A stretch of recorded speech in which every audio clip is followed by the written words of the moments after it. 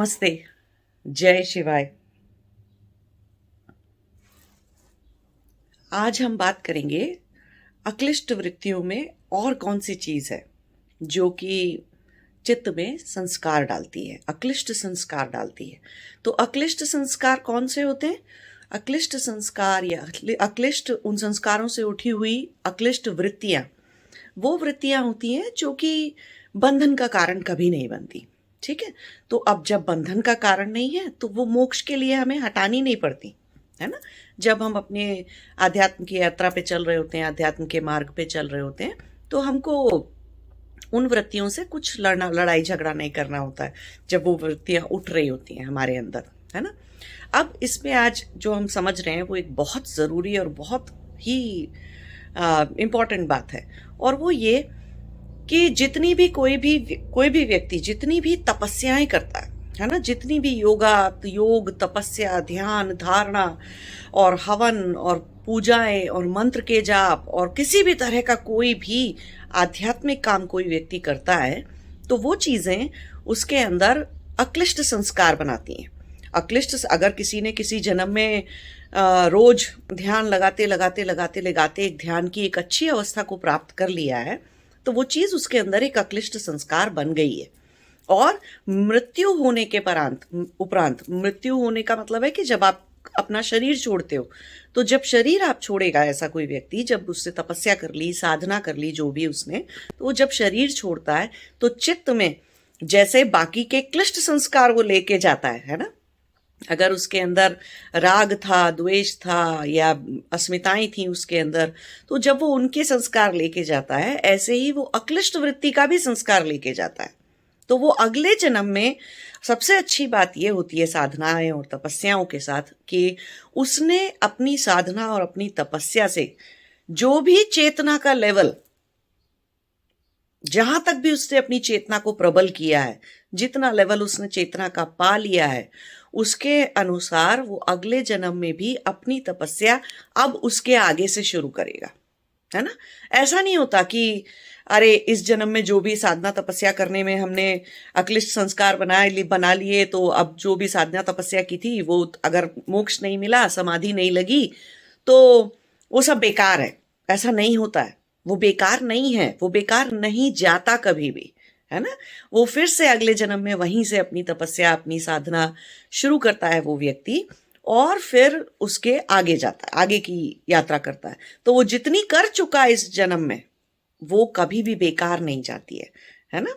तो ऐसा नहीं होता कि इस जन्म में अरे मैं तो अभी शुरू कर रहा हूँ या शुरू कर रही हूँ अपनी अध्यात्म की यात्रा, और अभी तो मेरे अंदर राग द्वेष अभिनिवेश हैं, पता नहीं क्या कर लेंगे, कितना कर लेंगे, क्यों करें, फिर अगले ही जन्म में शुरू कर लेंगे। ऐसे नहीं होता है ना। जितना आप इस जन्म में कर जाएंगे, इस जीवन काल में आप जितनी तपस्या, जितना कुछ भी कर जाएंगे, कोई एक मंत्र भी अगर आपने बहुत सारी बार जप लिया होगा, तो अगले जन्म में वही मंत्र आपको अपने आप मिल जाता है ना।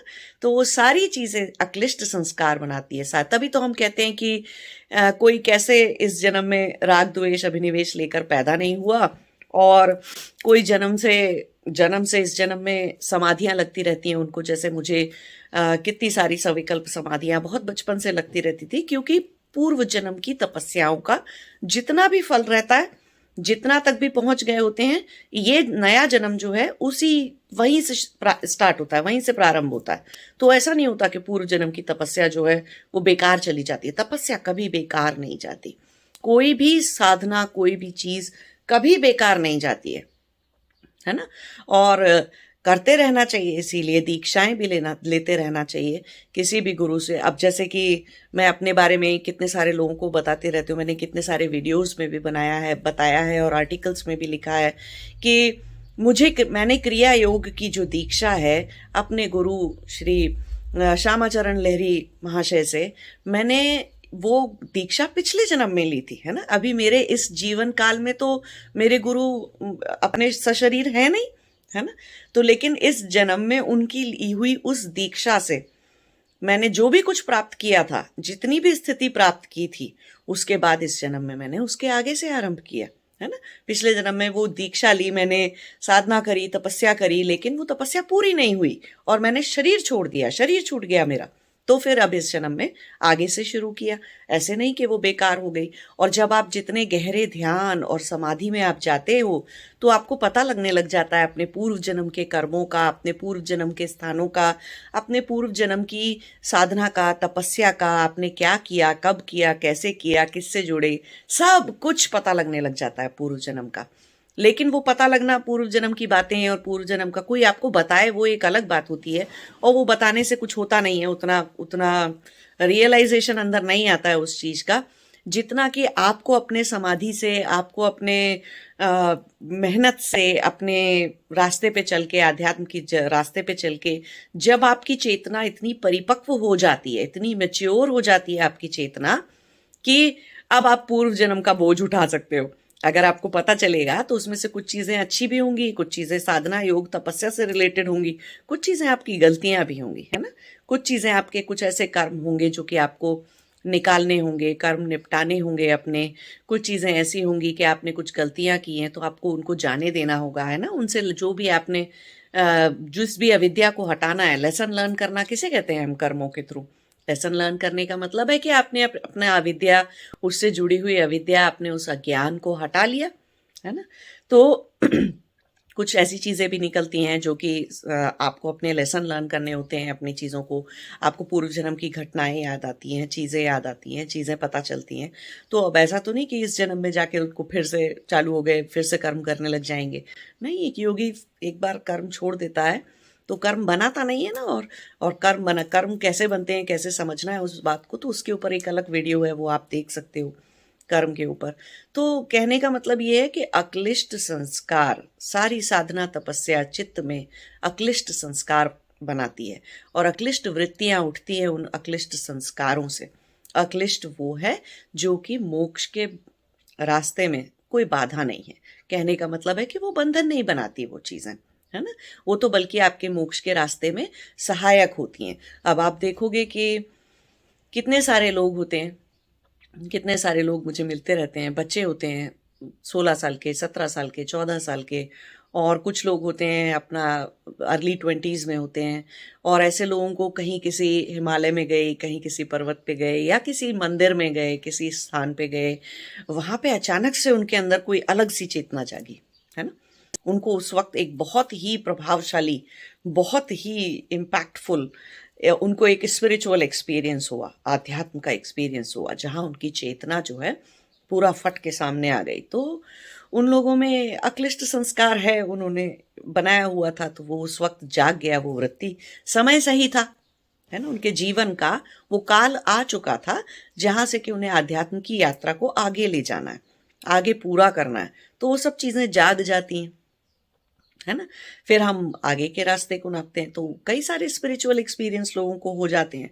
अब यहाँ पर एक बात ध्यान देने की है कि कुछ लोगों ने पिछले जन्म में जब तपस्या की, साधना की, किसी भी तरह के मंत्र का जाप किया, कुछ भी किया, तो वो सब कुछ उन्होंने अक्लिष्ट संस्कार नहीं बनाया उससे। क्यों? कि उनके अंदर कहीं ना कहीं राग था, मोह था, शरीर से मोह था। तो वो चल दिए कि मैं जो है सिद्धि प्राप्त कर लूं, अमर होने की सिद्धि प्राप्त कर लूं, मेरा शरीर कभी मरे ना, है ना, कभी नष्ट ना हो मेरा शरीर, तो मैं ऐसी सिद्धि प्राप्त कर लूं। या फिर कुछ को चाहिए था बहुत सारा पैसा, या कुछ को सिद्धियां ऐसे ही चाहिए थी क्योंकि उनको कोई फेमस होना था, उनको कोई बहुत बड़ा योगी तांत्रिक कुछ बनना था। तो सिद्धि प्राप्त करने में लग गए, हजारों बार उस मंत्र का जाप कर लिया, सब कुछ कर लिया। तो देखिए, वो जो अंदर इच्छा जागी थी, तपस्या करने की जो इच्छा जागी थी, वो इच्छा क्यों जागी थी? इसलिए नहीं कि आध्यात्म के मार्ग पे चल ले। बहुत बड़ी बात है ये कि इच्छा शक्ति में इच्छा क्या थी, इच्छा कहां से शुरू हुई, इंटेंशन क्या था तपस्या करने के पीछे, है ना। इच्छा क्या थी? वो पहली इच्छा वो ये नहीं थी कि मोक्ष मिल जाए, कर्म छूट जाए, बंधन छूट जाए, वो नहीं थी इच्छा। इच्छा सिर्फ कितनी सी थी कि ये वाले मनुष्य को प्राप्त कर लें, ये मनुष्य हमारा हो जाए, ये शक्ति हमारी हो जाए, है ना। लालच था मन में, लोभ था मन के अंदर, और या फिर द्वेष था, क्रोध था, तो मैं सामने वाले को बिना किसी सबूत के मार दूं या नुकसान पहुंचा दूं, ऐसी इच्छा थी, या डर था कि कहीं मुझे कोई कुछ कर ना दे, तो मैं ऐसी कोई सिद्धि प्राप्त कर लूं, ऐसी कोई तपस्या कर लूं जिससे कोई मुझे कुछ ना कर पाए। तो ऐसी चीजों के टाइम पर जब व्यक्ति तपस्या करता है तो वो अक्लिष्ट संस्कार नहीं बनता, उससे क्लिष्ट ही संस्कार, जो ऑलरेडी क्लिष्ट संस्कार उसके अंदर थे, वो और ज्यादा प्रबल हो जाते हैं और ज्यादा सुदृढ़ हो जाते हैं। तो उसकी वजह से क्या होता है, जब इस जन्म में जैसे अक्लिष्ट संस्कार वृत्ति उठाते हैं और आप इंसान व्यक्ति जो है अपने अध्यात्म के मार्ग पे, योग की जर्नी पे चल पड़ता है, ऐसे ही क्लिष्ट चीजें जब संस्कार उठाती हैं तो वही राग, वही देश द्वेष, वही मोह, वही डर और अभिनिवेश, वो सब कुछ उतनी प्रबलता से बाहर आता है। और इस बार जब बाहर आएगा, क्योंकि आपने उसको साधना तपस्या कर करके उल्टी सीधे, कहते हैं ना ऑकल्ट, जो ऐसी वाली चीजें हैं उन्हें ऑकल्ट क्यों कहते हैं, क्योंकि वो राग द्वेष ऐसी वाली वृत्तियों से चलती हैं। हाँ, कुछ लोग ऑकल्ट में और कुछ चीजों में इसलिए जाते हैं कि उन्हें पंच तत्व का ज्ञान चाहिए था, तो फिर वो बुद्धि का सत्व जागा हुआ है तो ज्ञान के लिए तपस्या कर रहे हैं। जैसे कि आयुर्वेद के लिए सुश्रुत ने की, या आयुर्वेद में कुछ चीजें जानने के लिए चरक ने की, और ज्योतिष शास्त्र का ज्ञान जानने के लिए और दूसरे ऋषि मुनियों ने की, या वेद शास्त्र का ज्ञान जानने के लिए और पूरी तरह से समझने के लिए सप्त ऋषियों ने की। तो ऐसे बहुत सारे ऋषियों ने योग दर्शन लिखा, ये आयुर्वेद लिखा, ज्योतिष शास्त्र को लिखा उन्होंने। तो मानवता का भला करने के लिए ज्ञान प्राप्त करना चाहते हैं, है ना, और अपने अंदर इतनी इतनी प्रबलता है, अपनी इच्छा शक्ति इतनी दृढ़ है कि वो ज्ञान से फिर मानवता का भला करना चाहते हैं। तो वो तो ज्ञान के लिए हो गया, लेकिन सबके अंदर ज्ञान चाहिए था और मानवता का भला करना चाहते थे, उसके लिए नहीं तपस्या करते हैं सारे लोग, है ना। बहुत सारे लोग राग वश, द्वेष वश, या डर से, अभिनिवेश से कि कोई काला जादू कर देगा तो मैं कोई काला जादू मैं ही सीख लेती हूँ, फिर मैं दूसरों के ऊपर कर दूं, ऐसे करके बहुत सारे लोग रहते हैं जिन्होंने इस वजह से तपस्या की होती है। तो उन्होंने अक्लिष्ट संस्कार नहीं बनाया है ऐसे लोगों ने। तो जब इस जन्म में वो जागेगा तो वही राग द्वेष अभिनिवेश के कारणों से जागेगा, है ना। वो वृत्ति राग द्वेष अभिनिवेश की तरह से ही उठेगी, और उस उठने में हो सकता है उन्होंने जो चेतना का कहीं ना कहीं तो परमात्मा का, किसी देवी का, किसी देवता का उन्होंने दर्शन कर लिया हो पिछले जन्म में, तो वो इस जन्म में भी उनको वो सुख, वो उतने दर्शन मात्र से जो सुख प्राप्त होता है, जो आनंद की प्राप्ति होती है, जो शांति की प्राप्ति होती है, उतने समय के लिए वो उनको इस बार फिर से भी प्राप्त होगा, फिर से वो उसी स्टेज में आएंगे। लेकिन क्योंकि वो राग जन्य था, है ना, वो सब कुछ रागवश था, राग जन्य था, वो सब कुछ द्वेष जन्य था, अभिनिवेश जन्य था, अस्मिता जन्य था, तो क्या होगा, वो सब चीजें सही मार्ग पे नहीं ले जाएंगी। सुख का कारण, मोक्ष का कारण नहीं बनेगी वो तपस्या, बल्कि वो तपस्या संसार में और लिप्त हो जाने का कारण बनेगी, और राग द्वेष और अभिनिवेश से छूटना और भी मुश्किल हो जाएगा। एक नॉर्मल इंसान, नॉर्मल व्यक्ति जो कि ऑकल्ट में नहीं जाता, है ना, तांत्रिक साधनाओं में और इस तरह की साधनाओं में नहीं जाता, अपने राग द्वेष अभिनिवेश और अस्मिताओं को पूरा करने के लिए जो नहीं जाता, उसके राग द्वेष अभिनिवेश इतने गहरे होते भी नहीं है कि वो चाहे तो इस जन्म में ना निकाल सके। वो चाहे तो एक ही जन्म में निपटा लेगा, निकाल लेगा, इनको आसानी से निकाल लेगा। लेकिन जिन लोगों ने तांत्रिकी साधनाएं की हैं और जिन लोगों ने ऑकल्ट की साधना कर रखी है पिछले जन्म में, अपने राग द्वेष अभिनिवेश और अस्मिताओं की वजह से, अपने अज्ञान अंधकार की वजह से, उन लोगों के लिए इस जन्म में अपना राग द्वेष अभिनिवेश छोड़ना बहुत मुश्किल काम है, ऑलमोस्ट इम्पॉसिबल काम है वो। और वो एक जन्म में नहीं निकलेगा, वो कई जन्मों में निकलेगा, और वो उस राग द्वेष अभिनिवेश और उन अस्मिताओं की वजह से और भी खराब खराब उल्टे सीधे और कर्म करते चले जाएंगे। तो उनको कई जन्म लगेंगे उस चीज को सुधारने में, उस चीज को अपने अंदर से निकालने में, और वो सब चीजें दुख का कारण है, बहुत दुख बनाती हैं अंदर, है ना। फिर से आप किसी व्यक्ति में उलझ जाओगे, पैसे में उलझ जाएगा ऐसा व्यक्ति जिसने ऑकल्ट की साधना की है, रूप में अटक जाएगा, फेम में अटक जाएगा, नाम में अटक जाएगा, मोह उसके अंदर इतना ज्यादा होगा, लोभ इतना ज्यादा होगा, और क्रोध भी बहुत ज्यादा होगा, है ना। तो ऐसे लोग नहीं निकाल पाते हैं एक ही जन्म में। इसीलिए कहा जाता है कि ऑकल्ट में मत जाओ, है ना, तांत्रिकी चीजों में और गलत ये सब प्राप्ति करने में, गलत तरीके से इन तांत्रिकी तरीकों से अपनी लाइफ के अंदर रिसोर्सेज इकट्ठे करने के लिए मत जाओ कि प्रेम नहीं मिल रहा तो कुछ तो वशीकरण सीख लिया, कोई सा मंत्र सीख लिया, और पैसा नहीं मिल रहा तब कोई और तांत्रिकी विद्या और कोई चीज की साधना कर ली और कुछ सीख गए।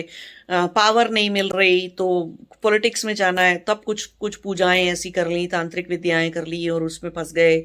और फिर कई जन्मों तक, और फिर ऐसा नहीं कि सिर्फ मनुष्य जन्म में भुगतते हैं ऐसे लोग, ऐसी आत्माएं और भी कई पशु पक्षी और ऐसे कीड़े मकोड़े और इस तरह के जन्मों में भी जाकर उनको अपने कर्म निकालने ही होते हैं, है ना।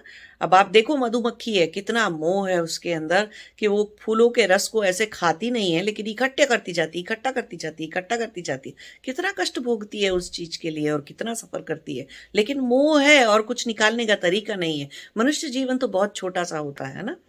तो ऐसे बहुत सारे कीड़े मकोड़े पशु पक्षी बन बन के और वो सब कर्म निकालने होते हैं, तो वो सिर्फ मनुष्य जीवन में नहीं होगा।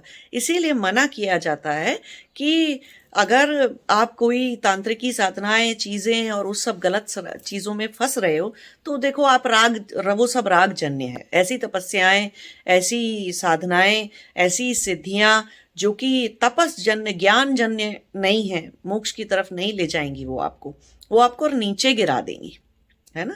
और बहुत पहले के टाइम पर देखो आप, अगर तो पुराने टाइम में आप देखो, रावण को देखो, रावण के बारे में सबको पता है ना, रामायण सबको पता है। तो रावण ने क्या किया?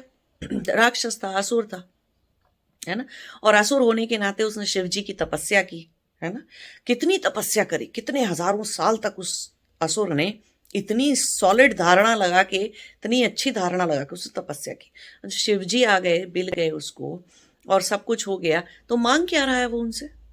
कि मैं अमर हो जाऊं, मुझे कोई मार ना पाए, मुझे कोई मनुष्य जो है मार ना पाए। और उसके लिए तुम देखो कि उसका ज्ञान कितना गहरा है और इतना ज्यादा उसके शरीर से जुड़ा है कि वो शरीर के चले जाने को, है ना, देह के त्याग हो जाने को वो मृत्यु समझता है। इसका मतलब उसको आत्मा की समझ पहले ही नहीं है कि ये जो है मैं तो कभी मरूंगा ही नहीं, आत्मा तो अजर और अमर होती है ना। और वो बचाना क्या चाहता है? आत्मा नहीं बचाना चाह रहा है। भगवान शिव से वो मोक्ष नहीं मांग रहा है ना, समाधि नहीं मांग रहा है जिससे कि उसे परम सुख की प्राप्ति हमेशा के लिए हो जाए। वो एक ऐसी चीज मांग रहा है जो कि आज नहीं तो कल जाएगी, ऐसे नहीं तो वैसे, चाहे शिव वरदान दें या कोई दुनिया की कोई शक्ति, कोई सा परमात्मा कहीं से भी आके कोई भी वरदान आपको दे दे। शरीर तो नश्वर है और जाएगा ही। कोई ये नहीं मारेगा, वो नहीं मारेगा तो कोई और मारेगा, और ऐसे नहीं मारेगा तो वैसे मारेगा। सेम चीज आप उसमें देख लो, हिरण्यकश्यप में, है ना, जब भगवान नरसिंह ने अवतार लिया और उनको मारा। ऐसे ही कंस को देख लो, इन सब लोगों ने, ये सब जो इस तरह के लोग थे, ऐसा नहीं कि उन्होंने साधनाएं नहीं की, तपस्याएं नहीं की, लेकिन वो अज्ञानवश तपस्या थी, है ना। और वो एक सांसारिक लक्ष्य की प्राप्ति के लिए तपस्या थी। तो संसार तो नश्वर है, संसार आज नहीं तो खत्म होगा ही होगा। उस संसार में आपकी देह भी आती है और आपके सारी चीजें आती हैं, आज नहीं तो कल सब जाएगा, सब छूटेगा आपका। तो अज्ञानवश तपस्या कर रहे हो, बंधन के लिए तपस्या कर रहे हो, और ज्यादा बंध जाओगे ऐसी तपस्या से। ऐसे अज्ञानवश अगर आपने कोई भी साधना, कोई भी तपस्या कर ली तो क्लिष्ट संस्कार गहरे हो गए, अक्लिष्ट नहीं, अक्लिष्ट संस्कार नहीं बने। ऐसी साधना ने, ऐसी तपस्या ने आपके अंदर अक्लिष्ट संस्कार नहीं बनाया और ज्यादा बंधन में बांध दिया आपको। पहले एक तरह की माया से तो ऑलरेडी बंधे होते हैं कि संसार है, माता है, पिता है, और बच्चे हैं और बीवी है और पति है और सब, गर्लफ्रेंड है, बॉयफ्रेंड है और नौकरी है और बिजनेस है और ये है और वो है। उतना संसार तो ऑलरेडी रहता है।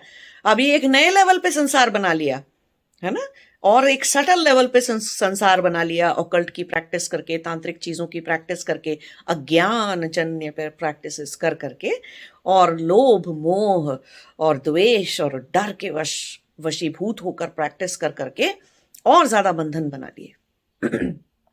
तो ऐसी चीजें क्लिष्ट संस्कार बनाती हैं, है ना। तो क्लिष्ट और अक्लिष्ट के बारे में ये भी ध्यान रखना जरूरी है कि इस जन्म में ऐसे ऐसे बहुत सारे लोग मुझे मिल जाते हैं जिन्होंने परमात्मा को कभी देखा था, है ना, पिछले जन्म में उन्होंने। अब ऐसे तो रावण ने भी शिव जी को देखा था, ऐसे तो नरसिंह रूप में अवतार में जब भगवान आए थे तो हिरण्यकश्यप ने भी देखा था, और कितने सारे ऐसे असुर और राक्षस थे जिन्होंने देवी की शक्ति को देखा था। अब महिषासुर मर्दिनी हम बोलते हैं उनको, तो महिषासुर राक्षस था ना ऐसे, और शंभु निशंभु और कितने सारे राक्षस थे जिन्होंने साक्षात दर्शन किए थे ना, देश देवियों के, देश भगवानों के, और परमात्मा के। कितने कितने सारे लोगों ने कितने तरह से दर्शन कर रखे थे, विष्णु के, इसके उसके, श्री कृष्ण के, भगवान श्री कृष्ण के, राम के, कितने दर्शन कर रखे थे उन लोगों ने।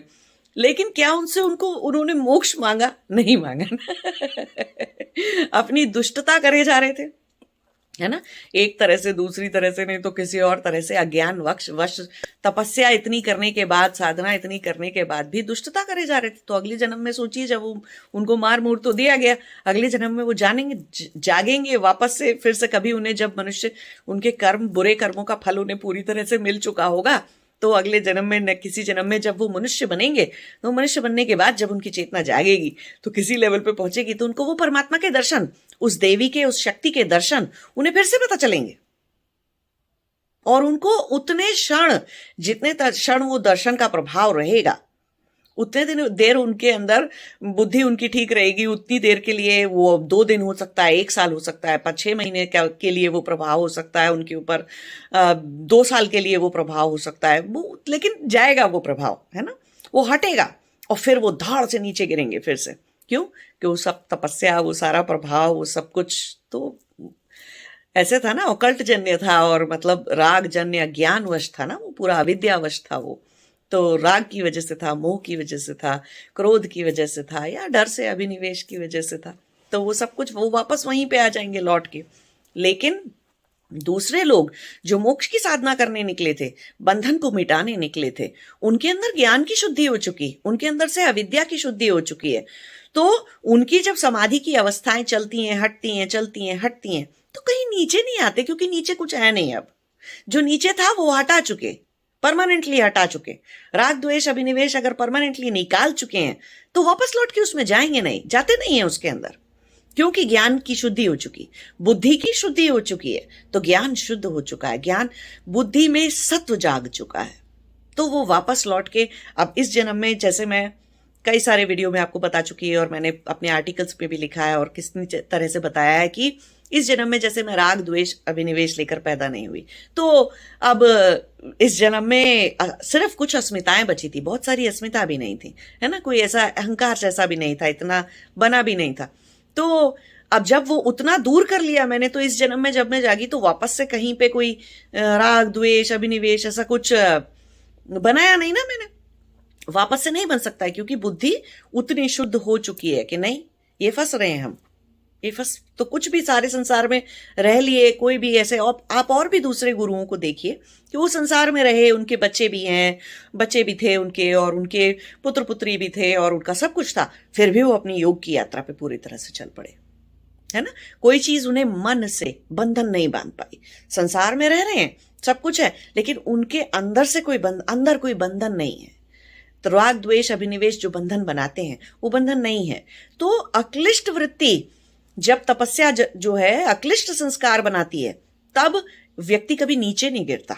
जितनी चेतना का स्तर, बुद्धि का स्तर, शुद्धि का स्तर, उसने सत्व का जो स्तर उसने पा लिया है, वो जो स्थिति उसने पा ली है, उतनी उसके वहां से आगे जाता, पीछे नहीं आता वो कभी भी। पीछे कौन से लोग आ जाते हैं पीछे वो आ जाते हैं जिन्होंने क्लिष्ट संस्कार या वृत्तियों की वजह से तपस्या की थी, साधना की थी, वो क्लिष्ट था, तो वो नीचे आएंगे ही आएंगे। आज नहीं तो कल रागवश, मोहवश और अभिनिवेश के वश और अपनी अस्मिताओं के वश जो भी साधना तपस्या कर ली थी, वो थोड़ी देर साधना तपस्या से जो चेतना का स्तर आया था, वो थोड़ा बहुत उतना तो आएगा ही आएगा, लेकिन अज्ञान तो नहीं हटाया था, है ना। बुद्धि की शुद्धि तो नहीं की थी, सत्व तो नहीं जागा है, बुद्धि में तो अभी भी तमस भरी पड़ी है और रजस बड़ा भरा पड़ा, तो वो वापस से लौट के राग में फंस जाएंगे, बहुत गहरे गंदे, बहुत ही गहरे मोह में फंस जाएंगे, बहुत ही गहरे द्वेष में फंस जाएंगे, क्रोधित रहने लग जाएंगे, बहुत ज़्यादा क्रोध आता रहेगा सारा टाइम, और डर में फंस जाएंगे, हर चीज़ से डरते रहेंगे, डरते रहेंगे।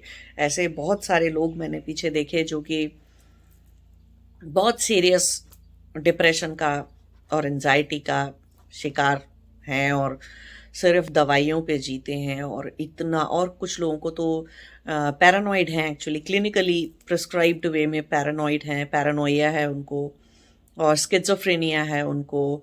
और मतलब एक घर के अंदर अगर घंटी भी बज जाए या उनके कमरे में कोई दरवाज़ा भी खोल दे अचानक से, बहुत ज़ोर से डर जाते हैं। तो उतना तक डर पहुंच गया है, उतना तक उनका, कुछ लोग मोह में हैं, तो किसी से उनको अगर एक बार प्यार हो गया या कुछ उनको कोई इंसान पसंद आ गया या कुछ हो गया, तो छोड़ते ही नहीं है उसको, छोड़ते ही नहीं है उसको, छोड़ देने की कोई मतलब एबिलिटी ही उनके अंदर नहीं है, चेतना जागती ही नहीं है ये करने के लिए। तो दुख दुख दुख में ही जीते जाते हैं, और इतना दुखी हैं कि मतलब कोई दिन, कोई पल, कोई घंटा, कोई क्षण नहीं जाता होगा जब वो आंसू नहीं बहाते, है ना। इतना उन्होंने अज्ञान से दुख बना लिया है। तो इसीलिए कहा जाता है कि ऐसी वाली साधनाएं, तपस्याएं, तांत्रिकी साधनाएं और इन सब के चक्कर में पड़ना, और इन सब के, और ऐसे लोगों को बीमारियां भी शरीर में बहुत सारी होती हैं। जब संस्कार इतने क्लिष्ट, संस्कार इतने गहरे हो जाएंगे तो शरीर बीमार होगा ही होगा। ये देह तो मिट्टी की है और सबसे ज्यादा सेंसिटिव देह है आपकी, है ना। बहुत हमारी देह में पृथ्वी तत्व जानवरों की अपेक्षा और की तुलना में, जानवरों की तुलना में, और पेड़ पौधे, पत्थर, इन सब की तुलना में हमारे अंदर पृथ्वी तत्व बहुत ही ऐसा होता है, कम होता है पृथ्वी तत्व। तो शरीर का बीमार हो जाना, बाकी जानवरों की तुलना में, पेड़ पौधों की तुलना में, पत्थर, नदी, पहाड़, ऐसे सब चीजों की, पंच तत्व से और भी जो चीज 3 तत्व से बनी है, 2 तत्व से बनी है या कुछ भी है, उनके अंदर पृथ्वी तत्व बहुत गहरा है। हमारे अंदर नहीं है उतना, पृथ्वी तत्व उतना गहरा नहीं होता, तो हम बीमार भी जल्दी पड़ते हैं। और शरीर से प्राण का निकल जाना भी बहुत आसान है। और कोई बहुत ज्यादा मनुष्य शरीर को दुख दे दे या प्रताड़ना दे दे, तो इंसान शरीर से दे दे अगर, या इवन मानसिक तौर से दे देगा, तो चेतना चली जाएगी, लुप्त हो जाएगी। और अगर इतना मतलब शरीर से बहुत ज्यादा टॉर्चर कर दिया किसी ने किसी को, तो बेहोश हो जाते हैं, क्योंकि पृथ्वी तत्व तो बहुत कम है। अब सबसे गहरा पृथ्वी तत्व जो है, अगर सबसे ज्यादा मजबूत और अजीब सा गहरा, वो जंगली सुअर में होता है। वो बिल्कुल भयंकर डिफरेंट मिट्टी के बने होते हैं। पृथ्वी तत्व बहुत गहरा जाता है उनके अंदर, वो आसानी से मार नहीं सकते आप उनको। कोई भी जानवर, किसी भी चीज को अगर आप बहुत आसानी से मार ना पाओ, तो वो बहुत गहरे पृथ्वी तत्व का होता है। और पृथ्वी तत्व इन कंपैरिजन मनुष्य के पॉइंट ऑफ व्यू से भी अगर हम देखेंगे, मनुष्य को भी, आपस में मनुष्यों की भी तुलना अगर हम करेंगे, तो आप देखो जितने लोग ड्रग एडिक्ट होते हैं या अल्कोहलिक होते हैं, ठीक है, उनके शरीर में पृथ्वी तत्व, उनकी एग्जिस्टेंस में, उनके अस्तित्व में पृथ्वी तत्व बहुत गहरा हो जाता है। उनसे फिजिकली लड़ना इतना आसान काम नहीं है, और उनके प्राण लेना भी आसान काम नहीं है ऐसे लोगों के। और ऐसे लोग अगर क्रिमिनल बन जाएं, तो उनको तो पकड़ना, उनको किसी तरह से उनको पकड़ना और उनको रोकना और उनको मारना बहुत बहुत मुश्किल काम हो जाता है, क्योंकि पृथ्वी तत्व बहुत ज्यादा सुदृढ़ हो चुका उनके अंदर। हाँ, वो मरेंगे, बुरी मौत ही मरेंगे, उसमें कोई शक नहीं है कि वो मरेंगे। तो और ऐसा नहीं कि वो दुखी नहीं है मन से, उस दुखी तो है और सब कुछ तो है, लेकिन पृथ्वी तत्व जो है उस गहराई बहुत ज्यादा गहरा हो चुका, वो बहुत ज्यादा सुदृढ़ हो चुका है उनके अंदर। और जितना ज्यादा कोई आध्यात्मिक मार्ग पे चलता है और कोई अपनी अक्लिष्ट संस्कार की वजह से समाधि की तरफ जाता है, तो पृथ्वी तत्व सबसे हल्का होता जाता है ना।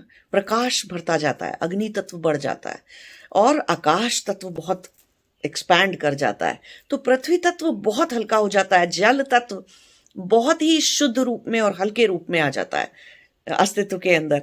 तो शरीर को एनर्जी बड़ी जल्दी इंपैक्ट कर जाती है। हम बोलते हैं ना कि जो लोग अपनी आध्यात्मिक यात्रा पे चल रहे होते हैं, बेचारों को एनर्जी, इधर से इस व्यक्ति की एनर्जी खराब थी, इस जगह की एनर्जी खराब थी, ये सब बातें बहुत परेशान करती हैं, और बहुत छोटी सी चीज से वो जल्दी से उनको बीमारी आ जाती है, जल्दी से बीमार हो जाते हैं। तो कोई भी योगी है अगर, तो उसकी बीमार होने की क्षमता थोड़ी सी बढ़ जाती है, शरीर की, वो इसलिए हो जाता है कि पृथ्वी तत्व हल्का हो गया। पृथ्वी तत्व अपनी जो एक सुदृढ़ता होती है, गहराई होती है, उसको छोड़ चुका है ना। आकाश तत्व की अधिकता हो चुकी है शरीर के अंदर। तो ऐसा नहीं कि, लेकिन क्या वो पृथ्वी तत्व को के कम हो जाने से या जल तत्व के शुद्ध हो जाने से या कम गहरा हो जाने से, कम डेंस हो जाने से क्या कोई दुख आता है? नहीं। तो स्थिति कंपैरेटिवली अगर देखा जाए तो आध्यात्मिक लोगों की स्थिति फिर भी अच्छी है। कहने को जरूर उनके अंदर जल्दी से एनर्जी हिलती है, जल्दी से शरीर में छोटी सी बात से भी, कुछ चीज से भी, गलत खाना खाने से, गलत जगह पे चले जाने से या किसी नेगेटिव इंसान से मिल लेने से जल्दी से बीमारी आ जाती है, जल्दी से बीमार पड़ जाते हैं, शरीर में बहुत दर्द हो जाते हैं, जल्दी से आसानी से दर्द पकड़ लेते हैं, है ना। तो इन सब चीज़ों का, वातावरण का और इन सब चीज़ों का प्रभाव बड़ी जल्दी हो जाता है। अक्सर हर कोई योगी अक्सर बीमार सा ही रहता है शरीर से, लेकिन क्या वो मन से बीमार है? नहीं। मन से दुखी है? नहीं। तो दोनों बातों को अब आप देखोगे कि एक आदमी तो आसानी से बीमार, आप देखोगे कि क्रिमिनल जो हो जाते हैं या ड्रग एडिक्ट हो जाते हैं, कोई बीमारी नहीं लगती आसानी से। वो आखिरी बीमारी जो उन्हें लगेगी, जो ड्रग एडिक्शन जो करता है वो करेगा, है ना। चेतना लुप्त हो के एक दिन वो अपने आप को ओवरडोज से मार लेंगे, या कोई अल्कोहलिक है तो जरूरत से ज्यादा अल्कोहल पी के एक दिन अपने आप को मार लेगा। वो चेतना लुप्त हो गई इसलिए उसने ऐसा कर लिया, वो अलग बात है। लेकिन अभी मैंने पीछे कितने सारे ऐसे लोगों से मिला जो कि एडिक्ट हैं और मतलब अल्कोहलिक हैं, और हम लोग उनके साथ भी काम करते हैं ना, हमारी ऑर्गेनाइजेशन थोड़ा बहुत काम करती है उनके साथ। तो ऐसे लोगों से मिला जो क्रिमिनल हैं, उन लोगों से भी मिला, कोई बीमारी नहीं लगती है उनको, कोविड नहीं लगा उन लोगों को कोई सा बैक्टीरिया, वायरस, कोई चीज बदल दो, को कोई बीमारी नहीं लगती, कुछ नहीं होता उन लोगों को, क्योंकि पृथ्वी तत्व गहरा चुका है। लेकिन क्या दुखी, क्या वो सुखी है मन से? नहीं। आनंद है उनके मन में? नहीं। शांति है उनके मन में? नहीं। कुछ नहीं है ऐसा, है ना। तो वो मन से बहुत ही विचलित, बहुत ही खराब स्थिति में है। और वही वाली बात है, आपके पास महल जैसा घर हो और कुछ भी हो, मन दुखी है अगर और सो नहीं पा रहे हैं अगर कहीं पर, तो फिर कुछ भी, कितना ही अच्छा शरीर हो, कितना ही सुदृढ़ अच्छा बलशाली शरीर हो, फिर तो आप डर में ही जिए जा रहे हैं ना, और मतलब दुखी मन से ही जिए जा रहे हैं ना। रावण के पास कितना सुदृढ़ 10 सर का, कितना भयंकर, कितना अच्छा, कितना पावरफुल और सुदृढ़ शरीर था रावण के पास, लेकिन बेचारा हर वक्त तो डरा ही रहता था ना कि कोई मुझे मार देगा तो मैं उसके लिए तपस्या कर लूं, कोई मुझे मार देगा, कोई मेरे राजपाट छीन लेगा। तो डर में जिए जा रहा है, डर में जिए जा रहा है, डर में जिए जा रहा है। उससे स्किज़ोफ्रेनिक जैसे इंसान जैसी हालत है उसकी, है ना। तो इसीलिए बोला जाता है कि पृथ्वी तत्व को गहराना नहीं है। तो जितनी क्लिष्ट वृत्तियां हैं वो आपके अंदर उल्टा काम करती हैं। आकाश तत्व सबसे कम हो जाएगा, है ना। आकाश तत्व जो है, आकाश तत्व ना ऐसे ऊपर की तरफ जाता है जैसे कि पृथ्वी तत्व सबसे नीचे है, सबसे गहरा है, लेकिन बांधता सभी को, पृथ्वी को जल से, जल को पृथ्वी को, पृथ्वी तत्व में भी पृथ्वी तत्व के अणुओं को पृथ्वी तत्व से बांधने का काम आकाश तत्व करता है। जल को में भी, जल तत्व को भी में भी अणुओं को बांधने का काम आकाश तत्व करता है, और पृथ्वी तत्व को जल तत्व से बांधने का काम भी आकाश तत्व करता है। तो आकाश तत्व एक तरह से बाइंडिंग फोर्स होता है, हर तरह का बाइंडिंग फोर्स होता है। लेकिन जब वो प्यूरिफाई हो जाता है समाधि के थ्रू, योग तपस्या के थ्रू, वो ऐसे फैल जाता है, एक्सपैंड कर जाता है, प्यूरिफाई कर जाता है, तो आपका पृथ्वी तत्व सिर्फ आपका पर्सनल पृथ्वी तत्व नहीं रह जाता है।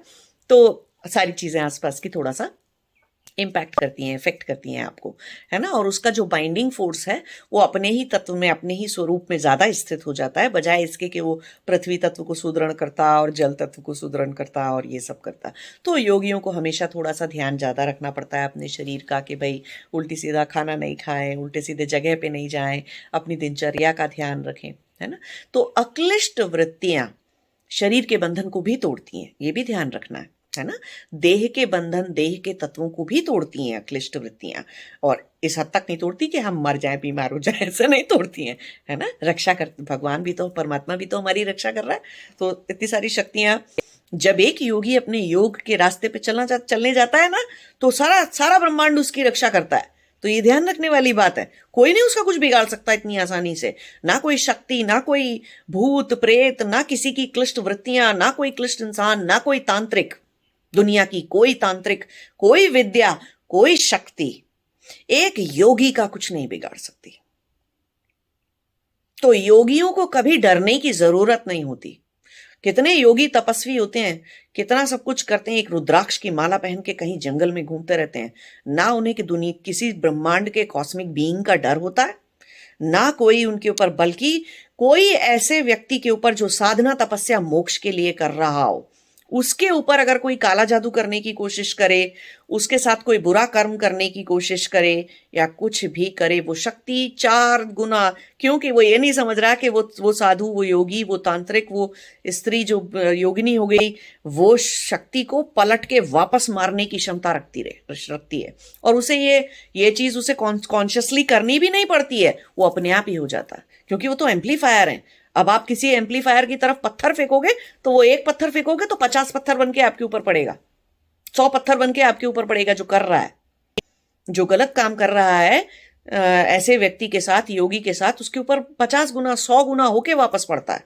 तो नहीं करना नहीं चाहिए, करना नहीं चाहिए, क्योंकि आप अपना बहुत बड़ा नुकसान करेंगे। ऐसे लोग जो रागवश, मोहवश और या चिढ़ से, क्रोध से और द्वेष की वजह से या किसी डर की वजह से किसी समाधि प्राप्त इंसान या समाधि की तरफ जाते हुए, थोड़ी कम समाधियां भी लगी होती हैं ना, अगर आप ऐसे लोगों पे काला जादू करने की कभी भूल से भी कोई इंसान सोच ना ले किसी शक्ति से, क्योंकि जिसकी रक्षा स्वयं ब्रह्म करता हो, जिसकी रक्षा पूरा ब्रह्मांड करता हो, तो ऐसे लोगों को, ऐसे योगियों को कुछ करने का मतलब है ब्रह्मांड से दुश्मनी मोल ले लेना, है ना।